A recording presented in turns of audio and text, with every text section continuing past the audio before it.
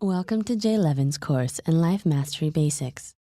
You are about to listen to the free orientation class, which is itself a breakthrough experience, one that may dramatically reorient your sense of self and understanding of the world in one sitting, as well as open inner doors to tremendous growth and life mastery. Hi, my name is Jay Levin. Welcome, glad you're here. I'm glad you're here out there. And I'm here to teach a course called Life Mastery Basics. And tonight's the orientations, the first class we're gonna do.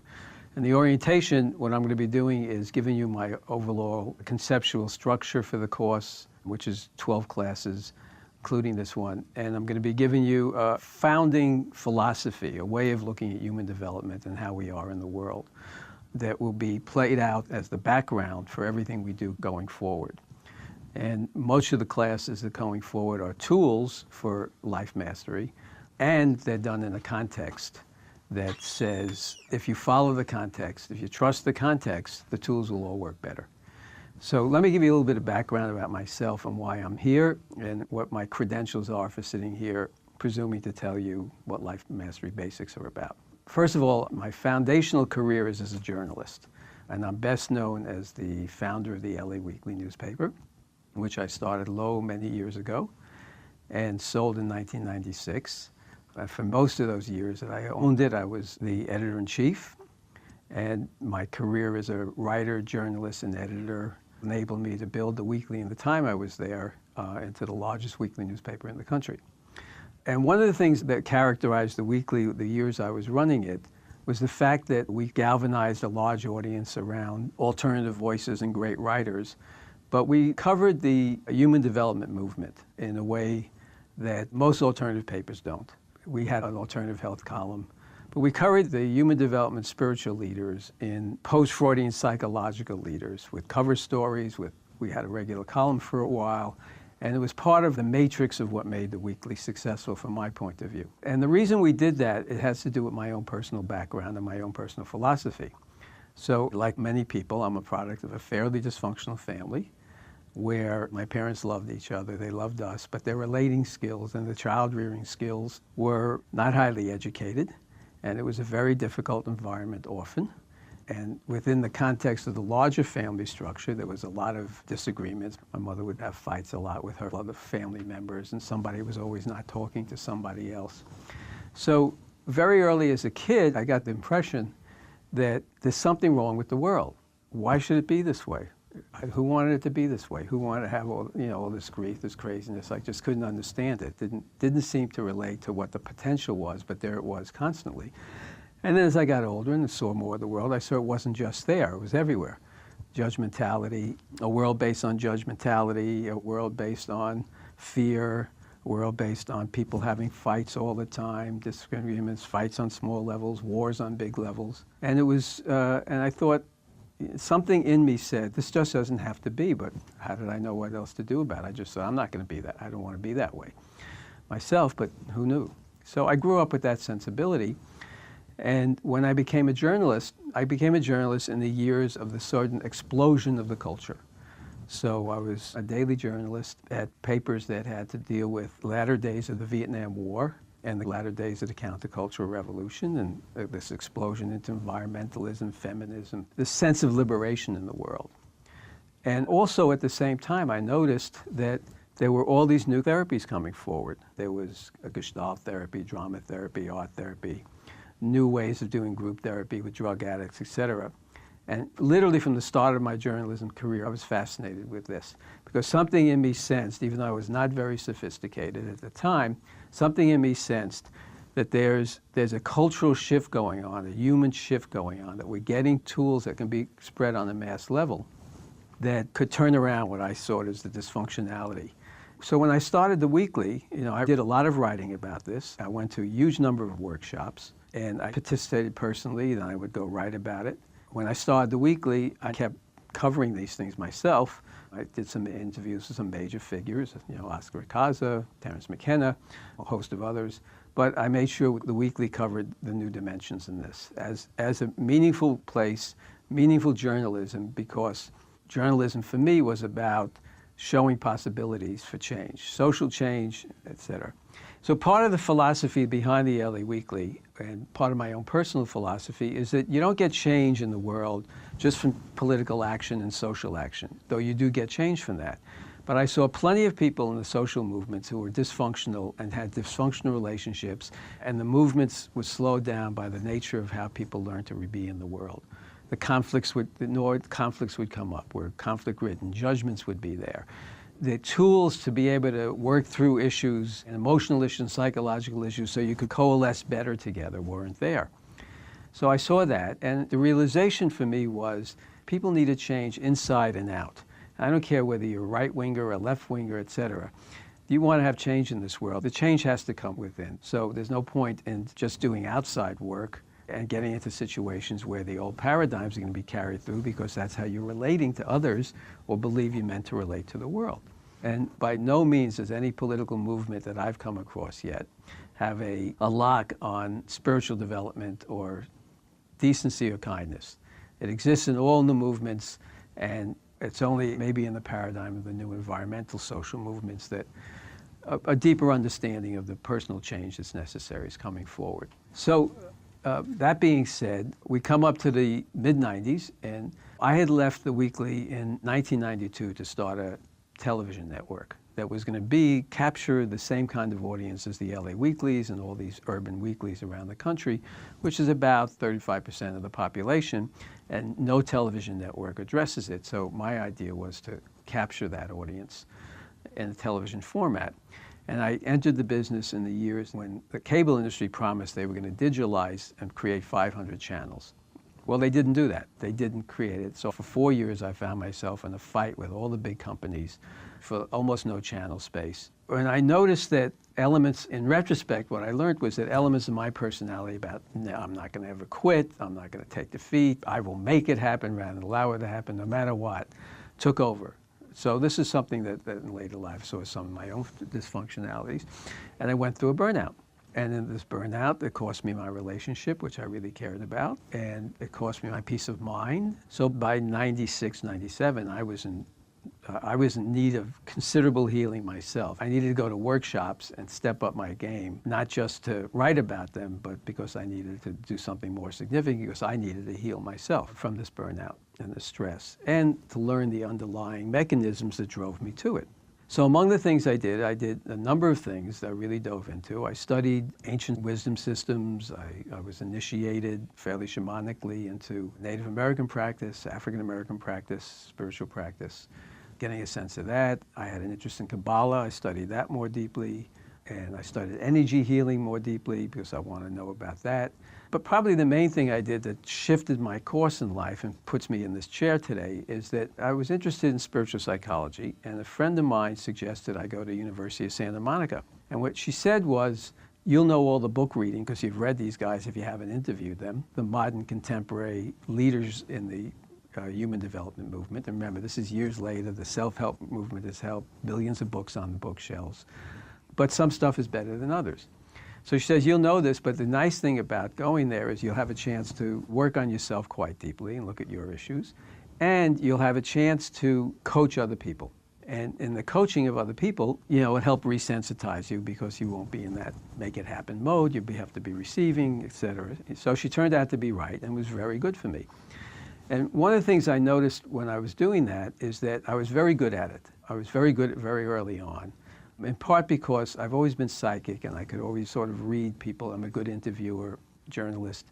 So I could always read people's tendencies, and I could literally read people's emotional backgrounds, family emotional backgrounds. And I could see really what their true self was when they weren't in their trauma, who they might be expressing themselves if they weren't coming from some trauma inside them, or some posture, or some role.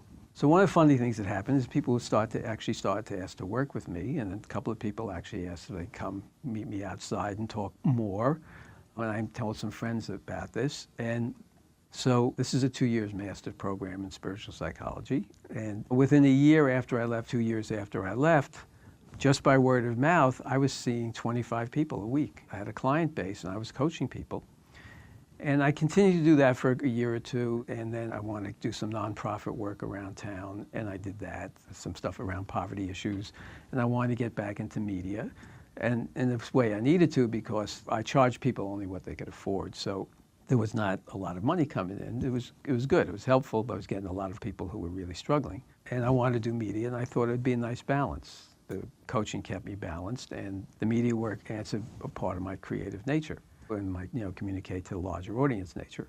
So the universe sort of banked it down, the number of people, as I developed more media projects. But I kept the practice going, and over 10 years of practice, I realized that more and more I've distilled the practices down so that people would think of me as their teacher. I didn't want them to think of me as a guru, a coach, just as a teacher. That, I'm teaching, I've got an education to impart, right? And it's an education in skills and a way of thinking that you don't normally get, but it's tremendously useful. And I noticed that as I honed the practice, pretty much I could help people really transform within 3 months or so, 3-4 months or so. And they didn't have to spend a lot of time with me. So the next, bright idea I had, or got channeled, was the idea that what if I could take this into a group setting?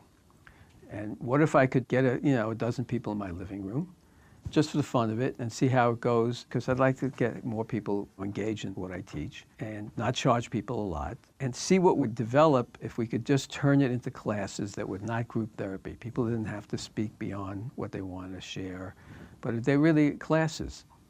So I got a class together, and it went fabulously well for the people in the room based on their feedback to me. So well that almost everybody said to me afterward, "Will you create advanced classes? We don't want to stop," because they found it was fun and interesting.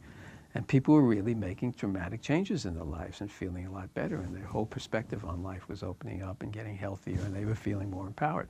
So I've done that, and I've now done about 6 cycles of that, because people kept sending me now their friends, and this series of 12 classes that we're starting today, and that's my background for doing it. So now we take a breath, and I take a drink, and then we'll get into the class. Jay now discusses the child development and human development process in a way that can help you understand yourself and others much better. So before I begin the formal lecture, which is the background child development and human development lecture, conversation actually, what I want to do is suggest to everyone that you do yourself the favor and you do me the favor of suspending disbelief for the period of the class. In other words, I'm going to be laying out some premises that may be unfamiliar to you, that may strike some chords in you, that can't be right, etc. And what I want to suggest is that you might be right, or I might be wrong about my premises, but do yourself the favor of honoring the work and honoring the money you spend in the class by suspending disbelief. Allow yourself to drift into the mindset I lay out, use the tools I teach, and see if things change for you. And if they do change, great. If it doesn't change, you can laugh me off and say, guy doesn't know what he's talking about, okay? So with that semi-bold statement, let me start laying out the premise in which I teach the course. The first thing you'll notice on our agenda says, keep it simple. And I really believe in that. The human mind has infinite ability to make everything complex, right? And psychology and therapy can make anything usually complex.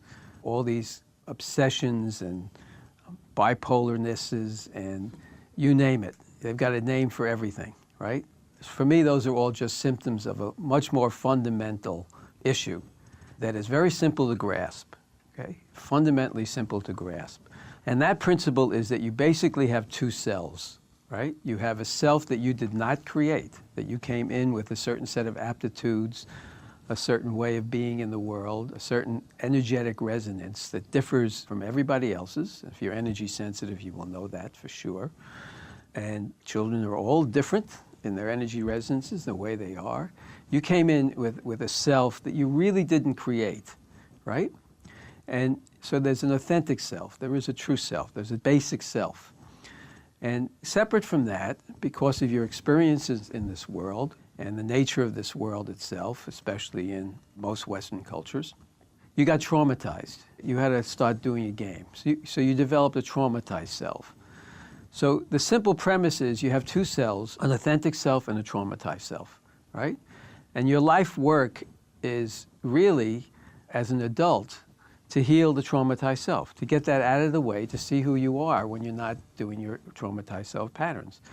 So To understand those patterns, I'm going to give you a little bit of history, and I'm going to give you a little bit of theory and understanding of the child development process. So when you look at a child that comes in, and before the child starts developing all its moods and attitudes and sub-personalities that we think makes us more complex, think of how many sub-personalities you have and different attitudes and moods you have. So before we get into that gaming, when a child comes into the world, they have an extraordinarily high level of sensitivity. Every child has it, and they have an extraordinary high level of learning capacity and interest, right? So a child comes in, it's exploring everything. It just wants to be everywhere, it never wants to stop. It wants to explore everything. Just watch a child, right? And when the child is allowed to explore in a safe way, it just keeps doing so. It doesn't feel it has to stop. It just wants to learn, taking it in. It's enjoying the process of being here in the world, okay? The second thing that happens for the child is that its sensitivity about the world is far higher than an adult's sensitivity. So even in the womb, the child is starting to pick up, as the neural net develops, the child is starting to pick up energetic differences, both in the mother and in the surrounding. So the child can come into the world already stressed out, or stressed in some ways, or in some level of distress. And this is all a sliding scale. We all experience this on a sliding scale. Or the child can come into the world with relative ease, but find that the situation, because the mother was nurturing herself, at least physically healthily, something has happened because of its birth, a change in the situation, the dynamic, the added tension to the family after the birth, and all those tensions have played out. So, a child could be all the way across the house, part of the house, and the parents are fighting. The child will pick that up, the sensitivity will pick that up on its neural net, and the child will go into reaction because it reads energy. It's energy sensitive beyond belief, children are. Just like as an adults, we walk into rooms and we can feel different vibrations, and some rooms feel really tense, some places feel relaxed. Children pick that up like that. Children also have profound psychic abilities. Children really get things. They come in with a knowingness. It's very hard to measure, and we don't really understand it, the capacity of the child for deep knowingness.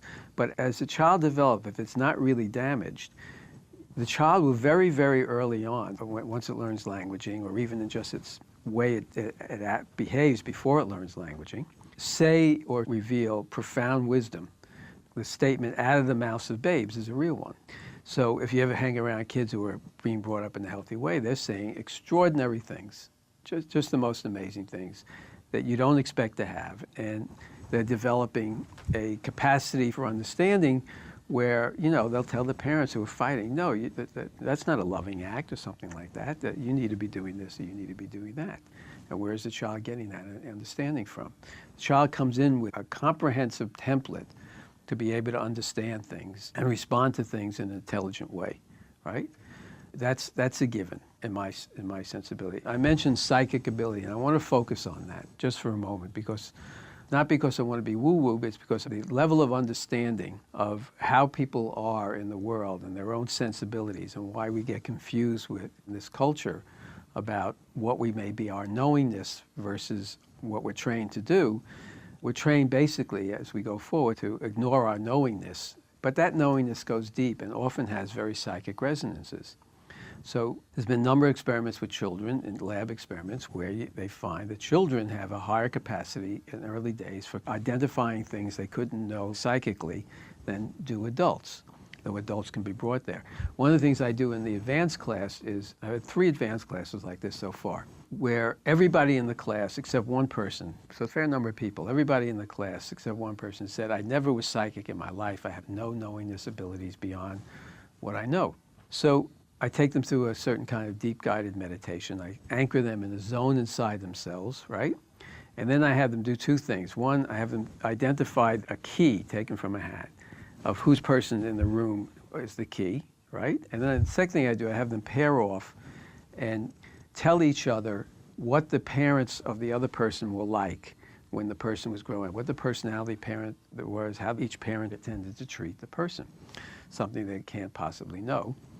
And in fact, in every instance, everybody's gotten the key right and everybody's gotten the parents right. And the 3 times I've done this with, combination group of maybe total of 20 people or 16, 18 people. So what does that tell you? It tells you that we have a capacity for knowingness that we don't understand that's quite profound. And we think of it as woo-woo, but we think of it as woo-woo because we're in a culture that sweeps it away from us very quickly, okay? Jay now examines the exceptionally negative impact on the child born into a culture or society in which judgmentality, or making judgments on others and on ourselves, is the way of the world. So let's look at what really happens to a child as the child experiences this world that the child is actually coming into, where these capacities are not quick or often honored. The child is born into a world where there is judgment, and the child immediately picks up on the world of judgmentality. This one's good, this one's no good, this is good behavior, that's not good behavior. You know, I like this one, the parents say, because of this reason. I don't like this one for this or this reason. And it won't be just an evaluation normally, it'll be a judgment. It'll be clear, something's less than about that other person, right? So a child learns that almost immediately because that's the culture and the mindset we live in. That's the matrix we're in. We pick up judgmentality, right? The next thing that happens for the child is that it's also seeing discord. It's not harmony. There's going to be discord around the family. There's going to be tensions here and there. It's rarely perfect. If it was perfect, then we'd all be enlightened. But in fact, what the child is experiencing is some levels of discomfort, some levels of not getting its needs met, some levels of being controlled when it should be supported, etc. And again, it's all on a sliding scale, right? So the child is born into a world that was not the world that it expected, right? None of us expect to come into this world as children and be anything other than nurtured. That's what we need, that's what we want, right? So there are three elements to nurturing, and one we know, one is somewhat familiar, where one we call unconditional love, which you've all heard about, which we all get on a sliding scale. Much of us get love. Oh, if you do this, I'll love you. If you don't do that, I won't love you, et cetera, et cetera. You know, so this is what the child starts to internalize, the sliding scale, not unconditional love. The second is something the culture is just beginning to understand, and just on the tip of understanding it. And that's unconditional communications, right? So in unconditional communications, what would a child receive? A child would be explained everything with an even temper, a nice tone of voice. You'd just be taught everything. That's white, that's blue. Parents would be sharing, very transparent about where they are and their understandings of reality. There would be an allowance for real communication, but very few parents are in themselves in the matrix of unconditional communication. So what we get is partial communication based on the parent's abilities and partial sharings. But most of human life is set as unspoken contracts, right? We don't really share what we're feeling or knowing about other people, et cetera, with them. We don't have conversations as if it's a neutral place. Let's examine this judgment or this opinion, et cetera. So the child is not entered into that kind of cultural and intellectual circumstance. The third area the child doesn't get that's really important is emotional education, unconditional emotional education, right? And this is the hardest one for this culture. It's really difficult. In emotional education, the child would be allowed the full expression of all its feelings, and the child would be allowed educated in the nature of those feelings, the names of those feelings. Subtler feelings would be cultivated because the parents would be talking about their subtle feelings. There would be a sharing about that. But as a matter of fact, the way we're brought up minimizes the cultural training in emotions. It's the hardest thing to deal with. So what happens is we end up saying something like, I'm feeling taken advantage of, right? Or I'm feeling dissed. Or, you know, I'm feeling you don't really respect me, etc. So those aren't feelings. Those are conceptual statements. It's a reference point, a reframing of a feeling into a conceptual statement, right? We don't say, you know, when you say that, I feel really bad, or I just feel lonely, I feel sad, and when you say that, it makes me, I just feel sad. We're just not trained to do it.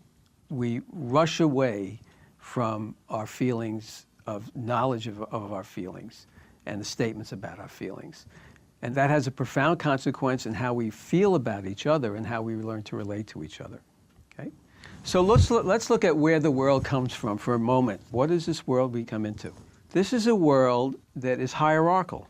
And a hierarchical world means that somebody at the top is being given more power, honor, prestige, control than somebody lower down, right? Even though we call ourselves a democracy. In fact, we're in the process of only learning how to be with each other in a circle, right? And throughout human history, there's two forms of culture. There's a culture where everybody's equal and you sit in a circle and everybody's knowingness matters and you contribute to the group by your piece of the wisdom and knowledge, and the group has a consensus.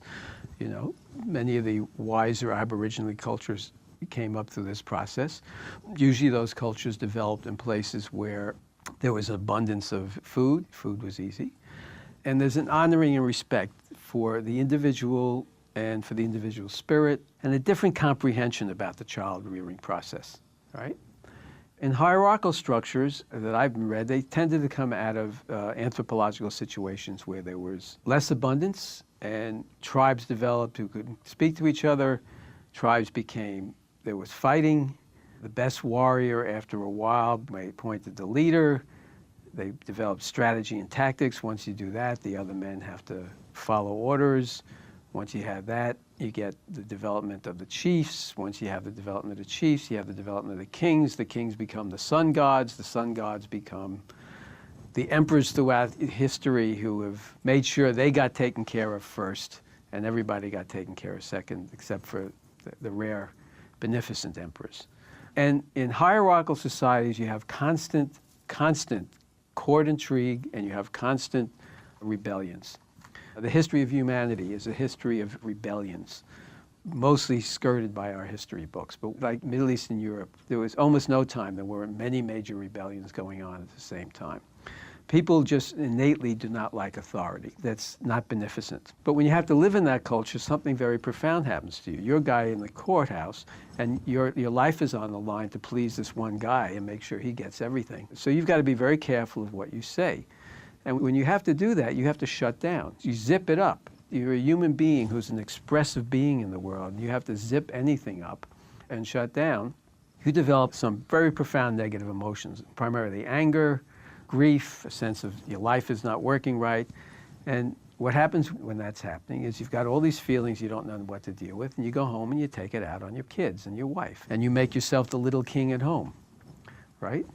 So we get these hierarchical structures that automatically set up dysfunctional families that are not necessarily in a circle and healthy, and where throughout history we have endless dysfunctionality, huge amount of sexual abuse of children, huge amount of physical abuse of children. And we come into the 21st century here, and we still have huge amounts of this, even though the universe is starting to get tools together for us to allow a healing on a more mass level, which is hopefully these classes are part of. So in psychology training and in social welfare training, once you know the dynamics of 1 or 2 or 3 people in the family, you can pretty much plot out the whole larger picture of the family dysfunctional genealogy, you know, of the extended families and the genealogy of it, because these are patterns that recreate themselves.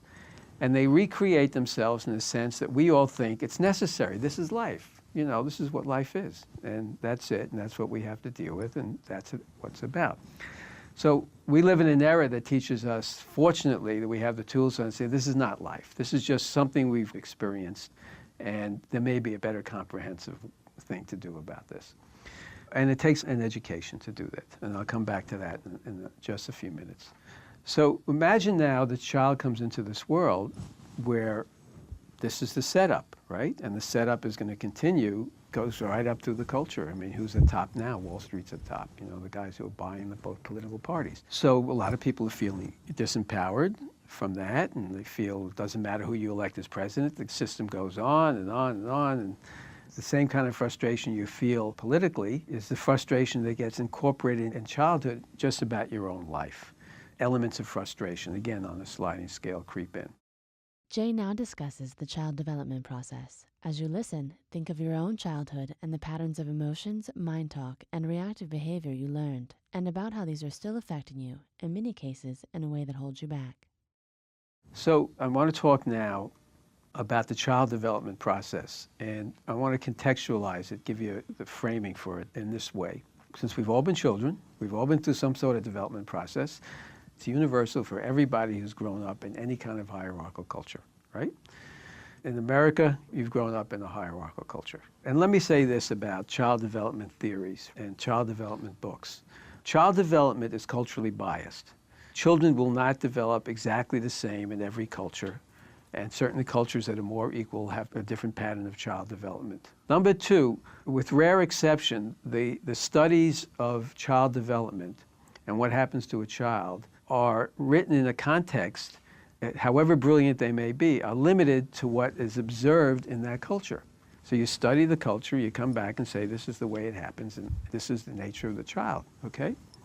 So we get this idea that these patterns are finite and controlling. So I work from a different premise of child development. And the premise I work from is you don't know the capacity of the child. You have absolutely no real understanding of the capacity of the child. You only can understand how it's going to behave in this culture and in its circumstances, right? And so if you say the pattern is this and this, you don't know how that child might have developed if the education was different. If it got unconditional love, unconditional communications, and an advanced culture and unconditional emotional education, who would that child be? What kind of person would that child be, okay?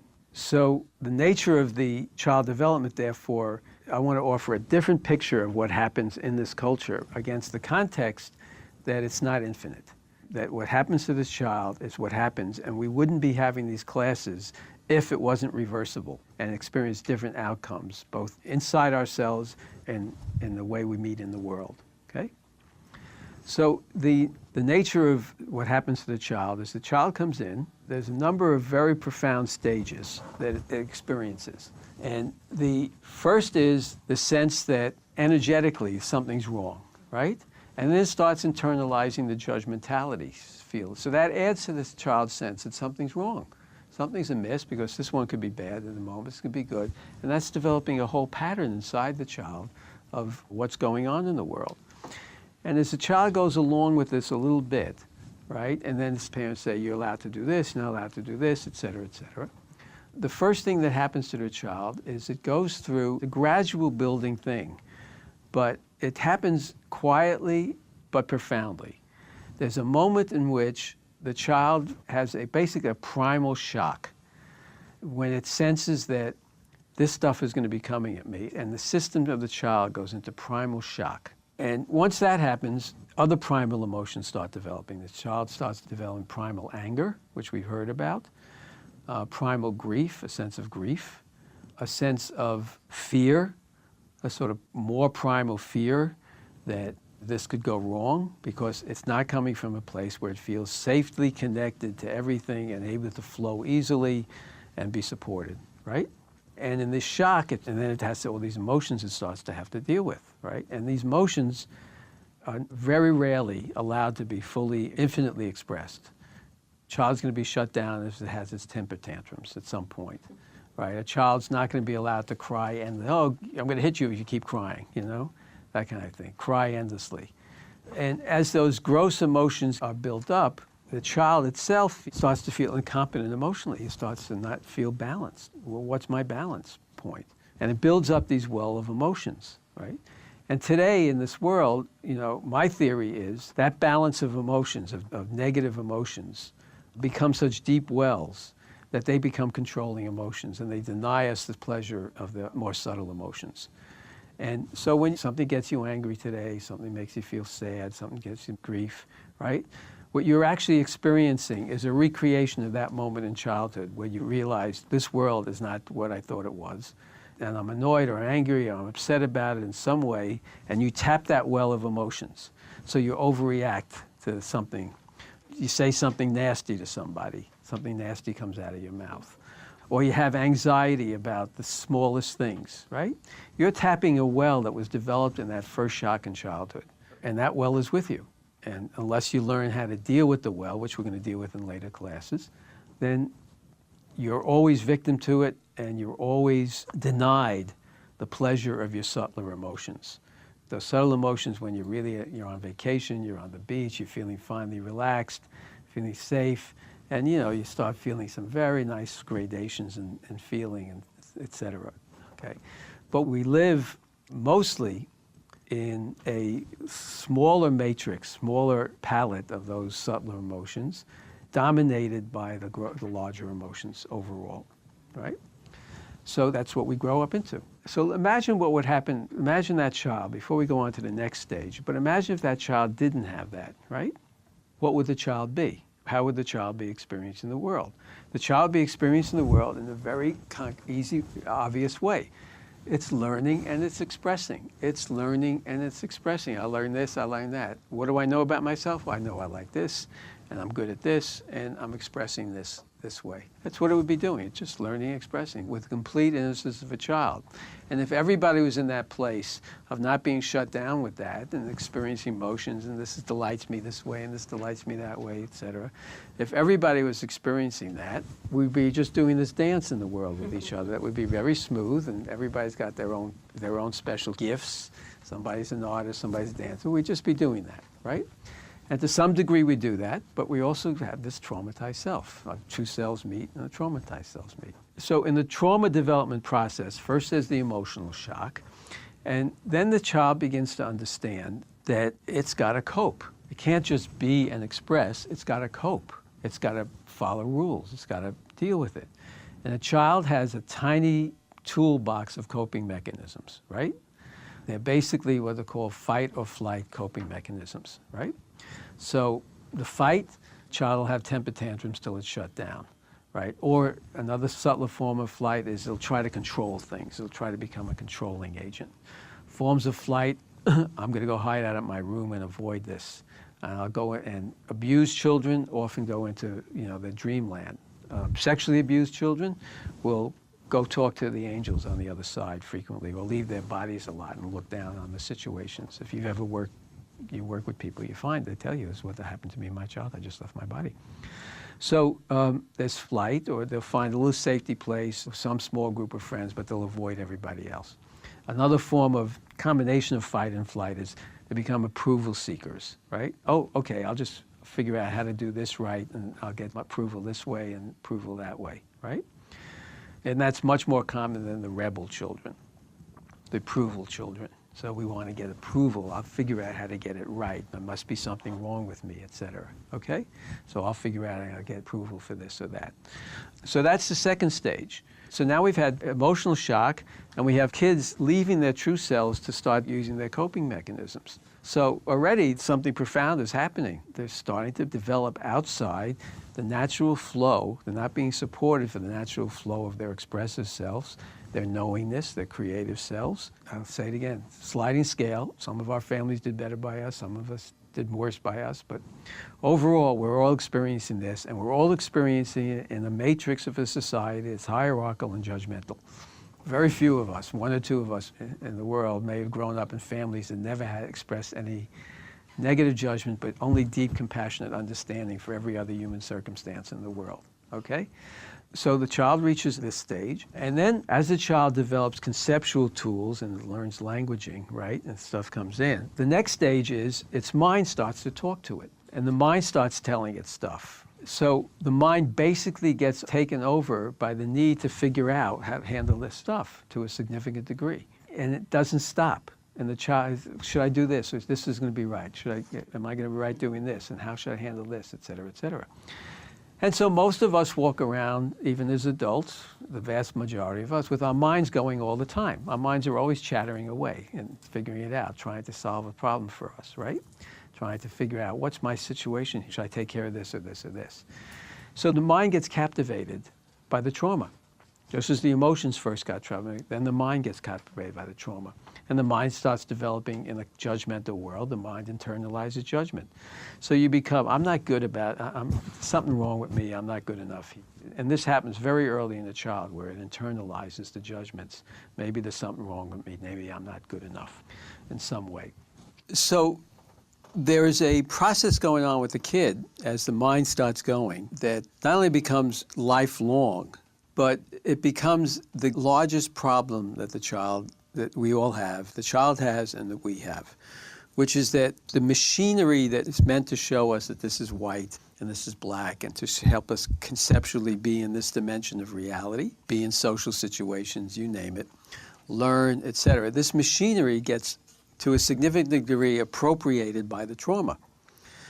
And one of the things I've learned is that the biggest problem most of us have is the machine.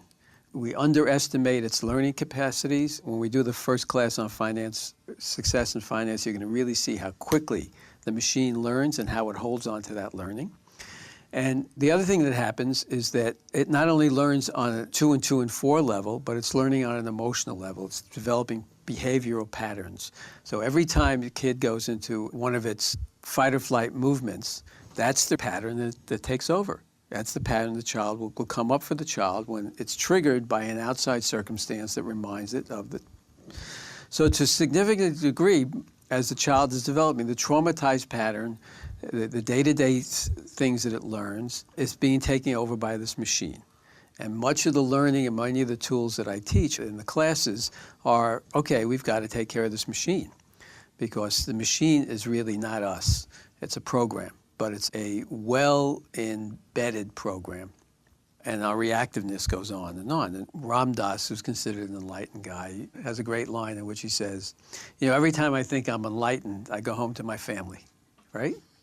Because these buttons are in us. And certain situations call the buttons out. And it's an adult form of work to deal with those buttons. Jay now talks about the development of what is called the idealized self, as well as its role in your life and in how people, societies, and nations relate to each other.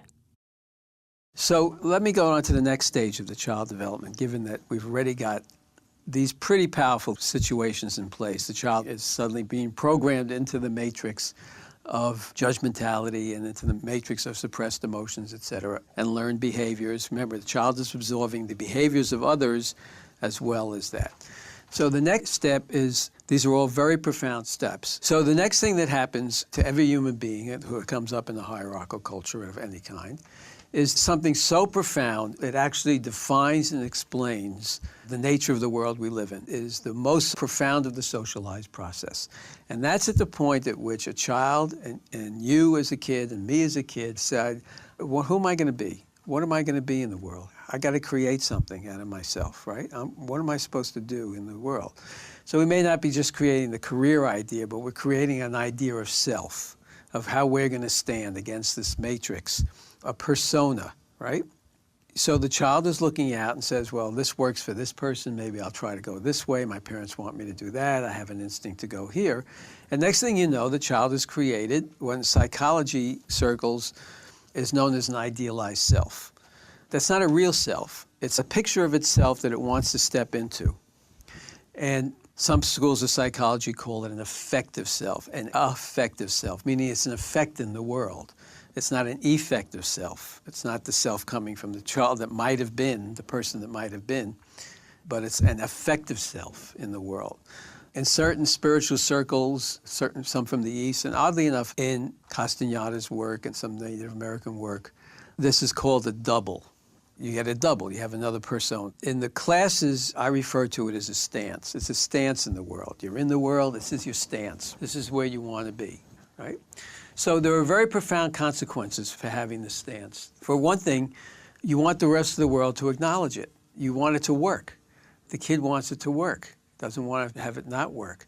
So you put a lot of effort into getting the rest of the world to salute who you are rather than being in the world expressing who you are. You want the world to acknowledge you, give you respect for the person you think you're presenting. And then the second thing that happens is that you develop a sense of every time you're in a place, you walk into places, and here I am, and who am I going to be in the moment? And will this work, and will that work? And, it becomes situational. Your self becomes a situational self rather than just a present self.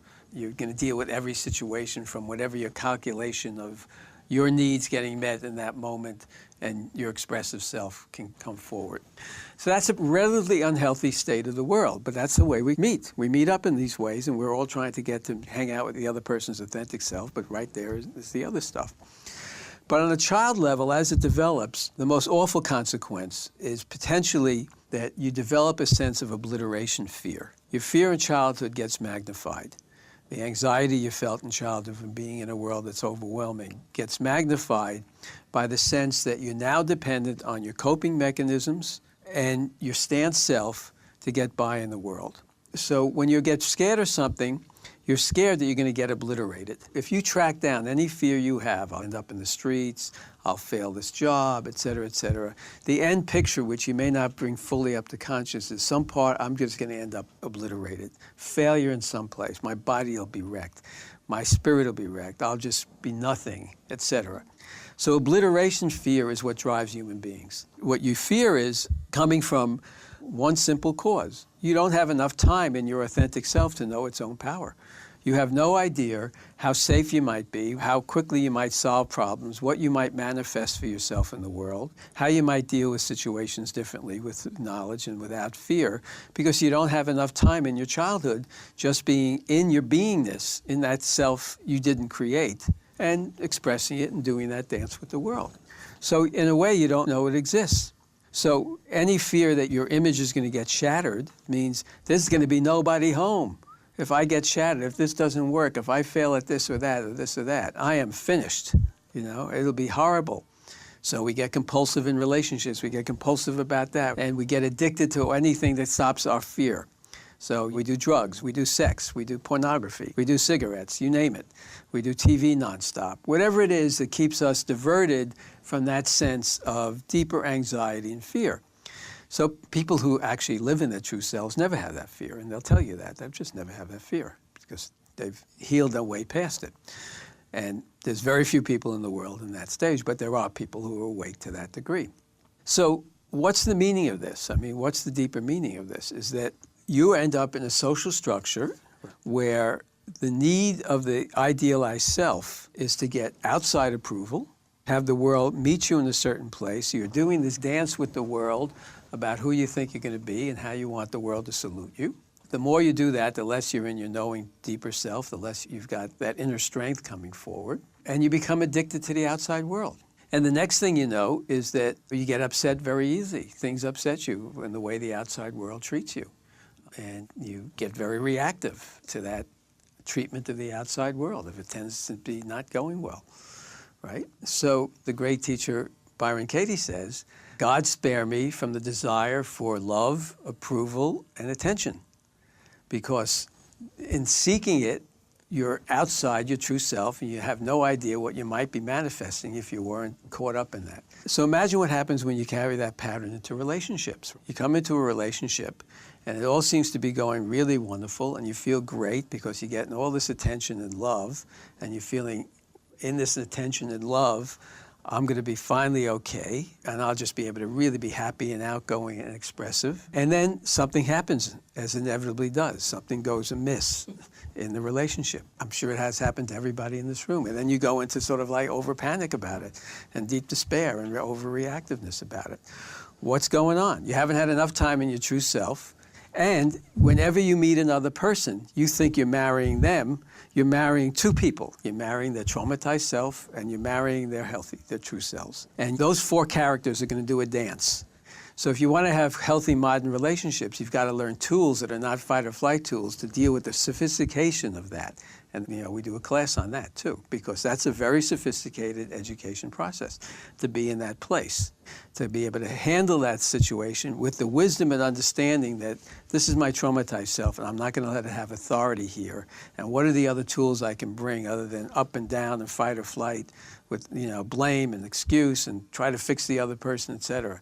That game has got to be over, not only in one-on-one relationships, but in all relationships, because it doesn't work. It's ill-educated. It's a child's game, fundamentally, and this course is not about children's games. So this is something everybody can relate to because we've all gone through it, and we've got to learn our way into a different way of relating to each other, and that means also learning a different sense of who we are. Jay now teaches about the destructive nature of the idealized self, which creates enormous damage in personal relationships and is the underpinning for violence and war. The other thing I want to add that's of immense consequence. Remember, I started this by saying that this stage is what sets the stage for all the disorder in the world, right? We've inhaled that disorder, but now that we've developed an idealized self, we've taken it to another level. Because the true element of the idealized self is, I want my specialness recognized, right? It's about being special. It's about, I got to have my one up here, right? It's not about win-win. It's about, I got to be a little bit better than them. You know, I don't want to be one down, right? Making yourself a little bit better than. And that's a terrible consequence in the world, because not only do we do it with each other, but we do it collectively. So I've got to be the best country. Our group has got to be better than yours. And in this, we dehumanize other people, and we all do it to each other. They're less than, and we want to feel better than. So look at American politics, and you can't even mention the fact that, you know, maybe America's not the greatest country in the world in certain ways, you know, because we've got this collective sense we have to be better than. And this is a disease that affects every tribe, two tribes of people that are at war with each other. One group thinks it's better than the other. And deserves more, willing to exploit the other group. It defines the guys on Wall Street who felt they could rip everybody in the finance industry, who felt they could rip us all off because what the heck. The most important thing is being the winner. It's that one-upmanship. And it defines personal relationships in a very, very subtle way. You just have to think about how many times, how you respond to every person you meet, and whether you feel a little better than, a little bit less than, and why you even go to that place. Why you're not doing some kind of dance with everybody. And the reason you go to that place is because you've been educated into going to that place. That's the matrix. That's the nature of that matrix. And it's the fall of the human species. It's the fall of our societies. We're not in a circle honoring each other. We're in this game of stance and one-upmanship with each other, you know. Thank God we're starting to develop win-win concepts, and we're in a healing stage. We've got all these tools. But it's slow, it's not universal, and we have to work back towards good health with each other, which I trust this course is going to help you do. The other thing that happens that's very profound from this is that the more we go on with it, the more we begin to sense that the game is not going to work, right? That some part of the game is not going to work. And then we suppress that feeling that the game is not going to really work. And in suppressing that feeling, we become even more wedded to making it work. Right, so we get more dedicated to this is going to work, rather than saying, let me let go and figure out if I'm even in the right game in this world, right? So we just try to say, well, I'll grab this piece here and this piece here, rather than come into everything as a whole and say, what is really the fundamental here, and how can I be fundamentally different in the world? And to be fundamentally different in the world is to begin to accept as the concept that you didn't create yourself. That your job in life is not to go out there and get the rest of the world to salute your idealized self. Your job in life is to get into your knowingness and to figure out how to manage the trauma of yourself so that you can have your knowing self and your true self guide your life. So your life isn't about getting the great relationship or getting the great job or that. All that'll come. Your real life is about discovering and being in and expressing your basic nature, your true nature, your golden self, your true, authentic self. You know, we live in a culture that holds Jesus Christ up as the most important spiritual figure, a God, in fact, of all time. And what was the most essential thing Jesus said of all time? He said, very simply, he said, the kingdom is within. Get out of the game, embrace your brother, get out of the reactive pattern, turn the other cheek. These are just emblems of what he's really saying. You don't know who you really are. You are not so much different from me. You do not know your potential. You do not know what you could do if you weren't locked into this matrix where all your energy and all your beingness is in putting together this stance where you're going to get one up on the other person or have to cope in some way and to do these childhood coping mechanisms rather than be in the world in a way that allows your true self to come forward and allows the other person's true self to come forward, because you're not putting yourself up as an enemy. You're not creating a world where we all walk around sort of defensively and figuring out where am I going to get some support, or be careful here, be careful there.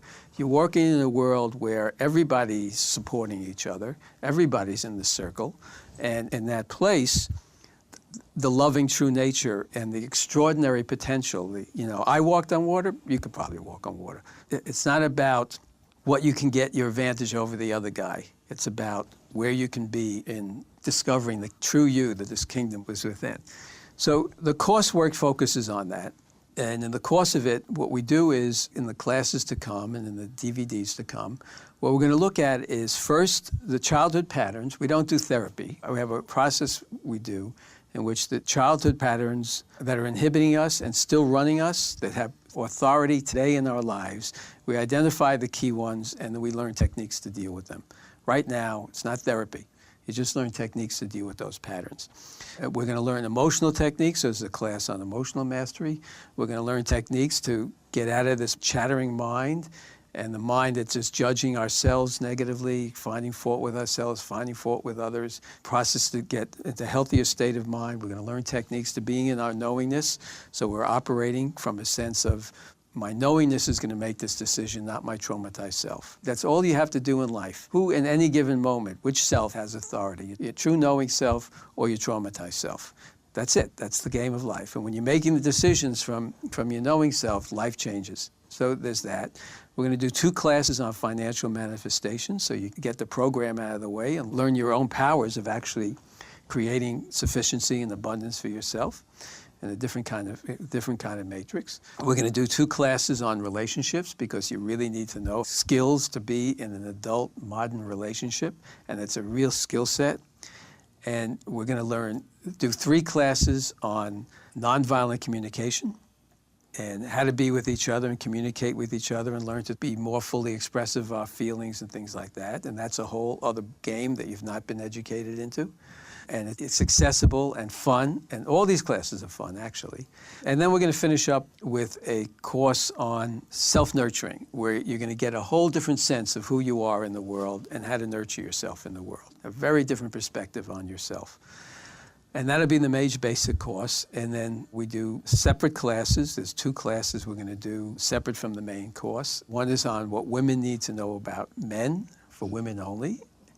And the other is what men need to know about women, for men only. And the reason it's for men only and for women only is because the drama between and the positioning and the acts that we do when we're around each other don't serve the kind of open communication and understanding that we need to be able to learn the tools and the understanding and the compassion and the understanding to develop really successful relationships. So that's the overall outline of the course. And what I want to say about this is actually a question to you. If I said to you, give me a lecture now on the most advanced state of nuclear physics, where we are and the breakthroughs, and really make it deep and in detail, give me that lecture. Raise your hand out there if you can give me that lecture. Maybe you're a nuclear physicist, okay? You can't give me the lecture. Surprise. Now, how many of you feel feel you're deficient or not good enough because you can't give me that lecture? Nobody, right? You're not, no, nobody. And if you're really feeling deficient about that, you need double classes. So what I want to say about this work is that this is 5 times more sophisticated at its base than nuclear physics. To be dealing with other human beings, learning to be your true self, learning to come out of this intense matrix that we've been educated in, and learning to reprogram the machine's reactiveness is doable, it's fun, we make it fun, we make it a game. And it comes at you at a level of sophistication that's beyond nuclear physics. So what you know now as your emotional life and your understanding of other people is you are basically educated that 2 and 2 is 5, or 2 and 2 is 7, or 2 and 2 is 23, depending how crazy your life was. So you're so mal-educated, we're all so mal-educated, that the idea that it's just an education, that we're simply operating on a kid's completely innocent toolbox. There's no reason to judge ourselves for it. It's like no reason to judge yourself for not doing nuclear physics. There's no reason for judging yourself because the machine is having you make what you think are mistakes in life, or because you think you're not good enough in some way. Makes no sense at all. All you're doing is running on the societal training that adds 2 and 2 and gets 5, and you're sharing this ill education with everybody else, right? So, we're going to go from kindergarten in these classes to at least college, and then advanced classes, if you want to do them. Advanced DVDs will be graduate program. But we're going to get you into another place, and there's a very sophisticated sensibility.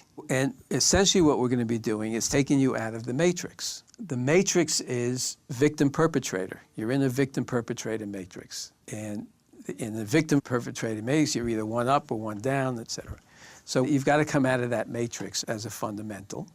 And secondly, as in what happened in the movie The Matrix, as you come out of that, as you give up the game and you take the other pill, a different self comes forward to deal with the situations, a self that's going to delight you to discover and surprise you in its moves and its knowingness, right? And you don't have to do anything to get there. You don't have to create that self, right? That's a given. And, you know, the movie The Matrix is really interesting because it gets it right in a very certain way. Because who are those guys in the suits that keep after? They, one, represent Wall Street and the power behind it, the money rules the world. That's why they're dressed as suits, right? They're part of the game. And yet, because it's a hierarchical society, what they really represent is every judgment you've ever had about yourself, every negativity thought you've ever had about somebody else. And it comes at you constantly. Boom, boom, boom. You turn on the TV, it's there. You turn on the news. Politics, of course, is like the worst part of it. It's like awful.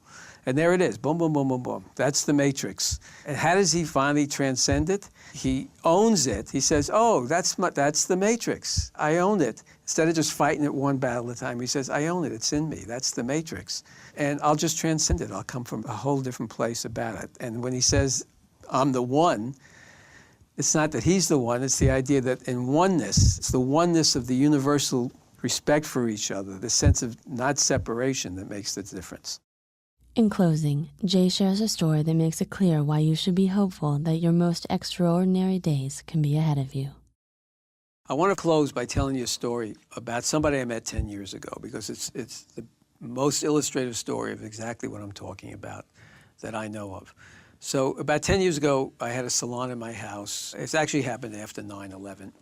Somebody brought this young woman. She was about 23 years old, 22, 23 years old. And she was the brightest light in the room.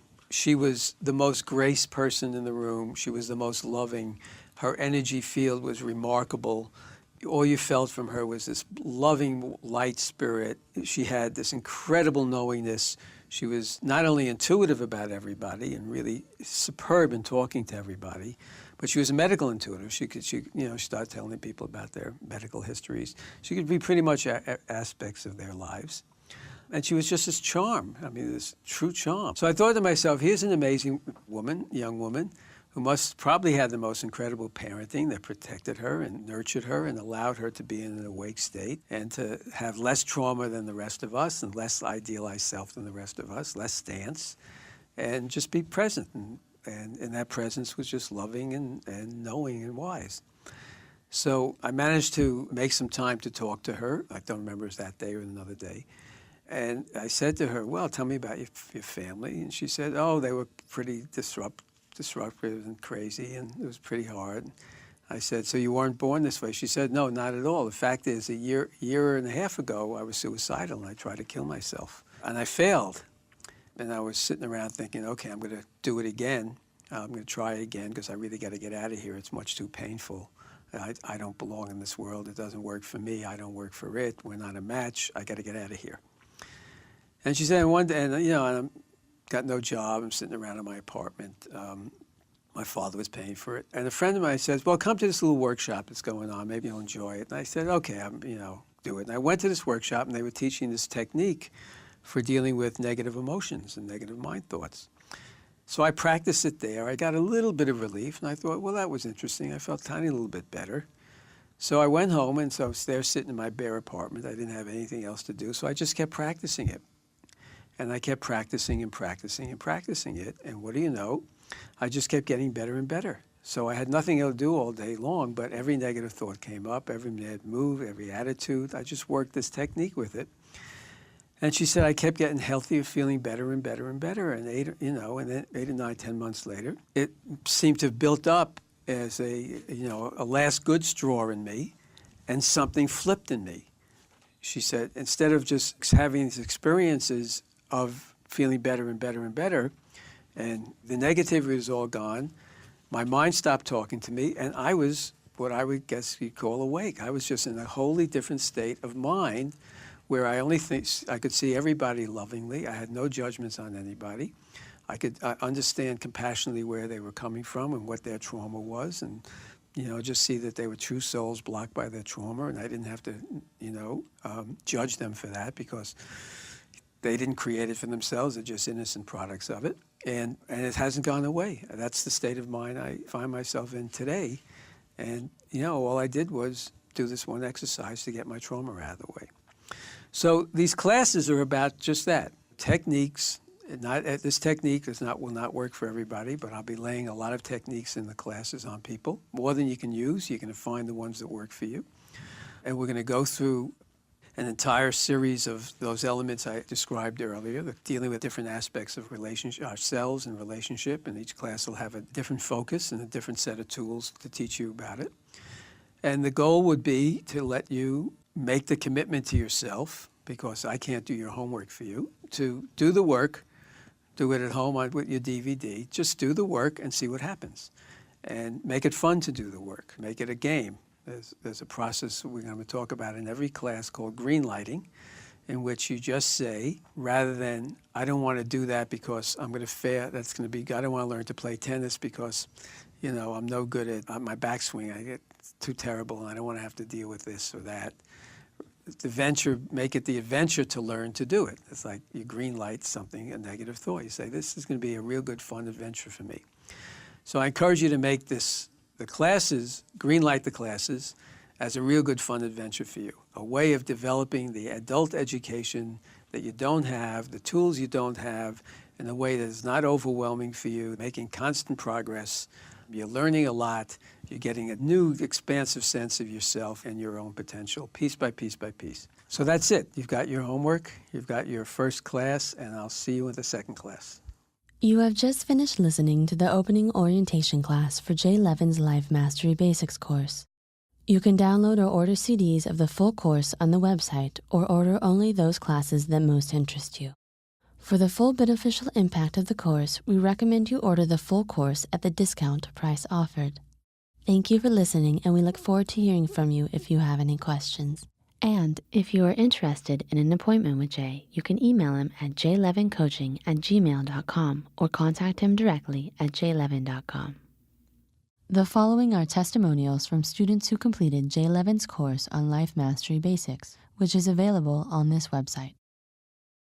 Hi, my name is Mike, and I'm a cameraman, and I am sitting here in front of you because on my first day coming in to film Jay, I was very surprised to be a part of what was happening. I was not expecting the shoot that I had walked in on. And after filming Jay for a day, I realized that what he was talking about had been something that I had maybe been searching for a long time, and was very surprised and felt very excited that what I had walked in on and became a part of was something that I would offer up to my family and friends and even my peers.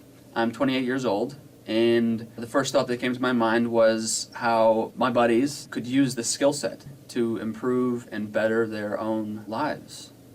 So as I was thinking, standing behind the camera, I spoke up to Jay and felt, I was so excited about what he was talking about that he decided to put me in front to give a small testimonial, because I really felt it was necessary to let the audience know how important and groundbreaking these life skills are. Just sit back for a moment and think about your own life and your relationships. And I think what Jay is touching upon is very much the essence of community and family and friendship, and I would highly recommend it to anyone. One of the things about this course is that it's called Basics of Life Mastery, and I think one of the things that course provides is giving practical tools that can be applied in real life situations so that we can move out of sort of the stance self, move out of the traumatized self, and really make deliberate progress and concrete progress. So I think the tools are one of the most important things, that we're actually learning skills, sets to work with another human being, to actually live and come from a very creative way and fun way of living in life. It's not like a chore. It really makes it more of this engaged way of being in the world. I think the course is extremely valuable no matter whether someone feels extremely skilled in this kind of work. I think there's always something to be learned, because the moment we think that we've mastered it, we stop learning, we stop growing, and there's always, I think, room to grow. I would say nonviolent communication and also the class on finances and relationships. Those are probably the most valuable for me.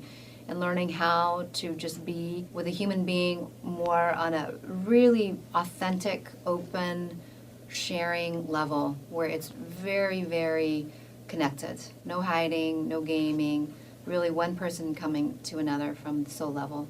Yes, I am feeling some shifts, more shifts of connection with people, family members. I've noticed myself be a bit more empathic than usual in my usual stance. So I've done a little bit less of that in the last couple of days. I'm a bit more empathic, more communicating. And also I'm noticing a lot more natural bubbling of joy that's coming forward. Well, I found the course meaningful personally, first of all, in the explanation of how we as humans develop our trauma self and how we act from this trauma self. I found that I have a deeper understanding of how I'm acting and reacting, so I find that tremendously valuable. Another thing that's been clearer is how I am in relationships in terms of codependency, i.e., am I telling the truth and am I backing myself up and holding my own when I'm in relations with people? So that's coming up for heightened awareness. Another thing that's coming up from the course is the understanding that the frustration I was feeling in the past few months is me having a very profound need to express myself in many areas that I haven't been very internal.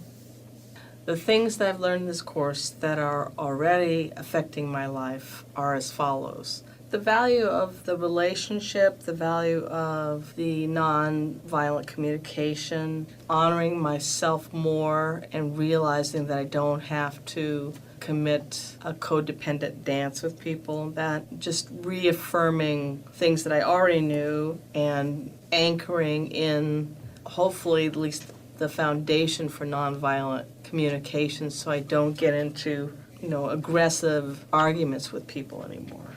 I'd like to do a couple of the courses again, a couple of the sessions again, like relationships and the nonviolent again, and also the self-nurturing. I'd like to do that. I would say whether you've done a lot of work on yourself or whether you've done almost no work on yourself, this is a good point to stop and take a look at how you relate to yourself, how you relate to others, how you walk through your day-to-day life, whether you go with blinders on or whether you have a full 360-degree view. I would say that this is a key mastery to starting that journey and continuing forward so you can be your full potential. I would say that that's a key point. And if you don't want to, no one's going to hold anything up to you and push you. You have to take the first step yourself. The following are testimonials from 3 women students who completed Jay's 2-class course on what women need to know about men, which is available on this website. Also available are the 2 relationship classes from Jay's Life Mastery Basics course, which are helpful and important complements to the women's course. I think the class, what women need to know about men, is an extremely valuable class because, again, we've all had relationships with various partners probably throughout our lives, but this is really an opportunity to assess sort of what our history has been and move forward into more empowering relationships. So I think it really forces us to have immense honesty with our patterns, our unhealed patterns, ones that we've dealt with in others, and what we're willing to commit to. So I think it's really providing a very healthy, solid framework and foundation for moving forward to our ultimate relationship that's really going to grow us into our fullest potential with another human being. So it's great. I love it. It's just like nonviolent communication, very, very powerful course. So I came a little late into the class for what women should know about men.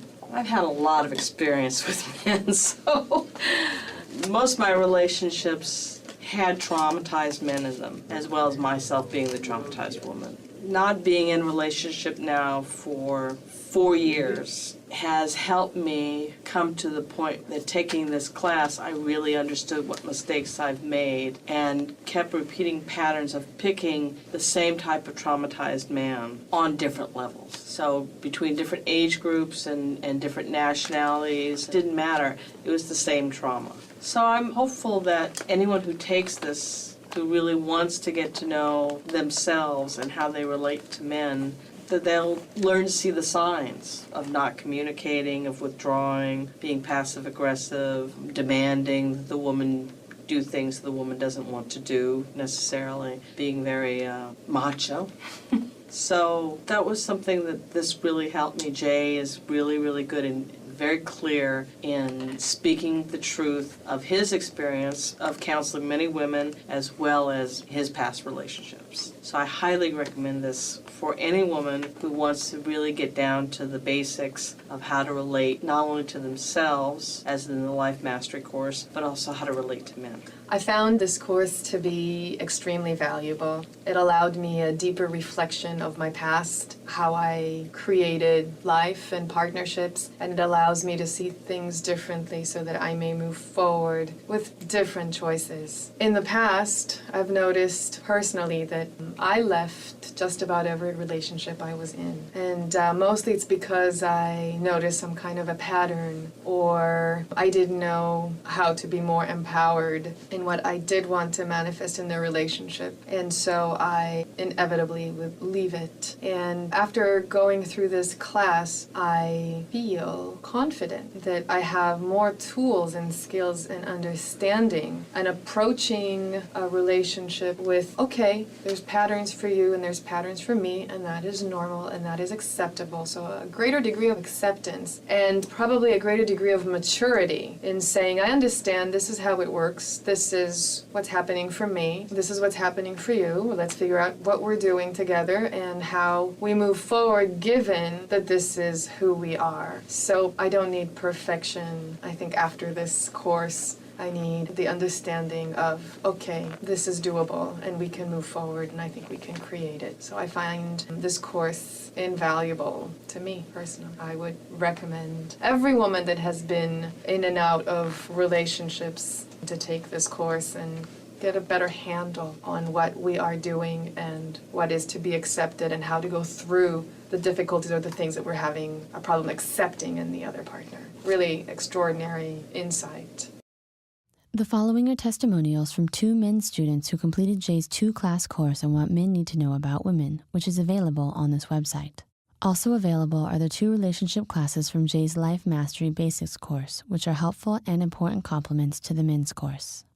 Experiencing this class on learning more about women, I'm seeing more of myself as well as I learn more about women, is I have more clarity in the aspect of patterns that I've developed, and I'm very fortunate that I've been working on those already. But this class has outlined other aspects that I hadn't quite focused on as clearly as this makes me do. And it makes me very excited because I'm currently in a relationship that's intimate, but I also consider my friends, my female friends, as family. And that's an intimate relationship to me right there. So this is all important, and I will carry this in through the rest of my days. So sitting through the What Men Need to Know About Women class was very interesting for me. I've never done anything like this before, therapy or group classes, nothing like this. So it seemed like a lot was coming at me, like I was getting bombarded with all these subconscious things that I was aware of, but never actually expressed with other people. I feel like everyone's aware of these things, but to talk about it really brings it out. And I learned a little more about myself, and not being in a relationship right now, I think it gave me a good roadmap for the next one that might come up.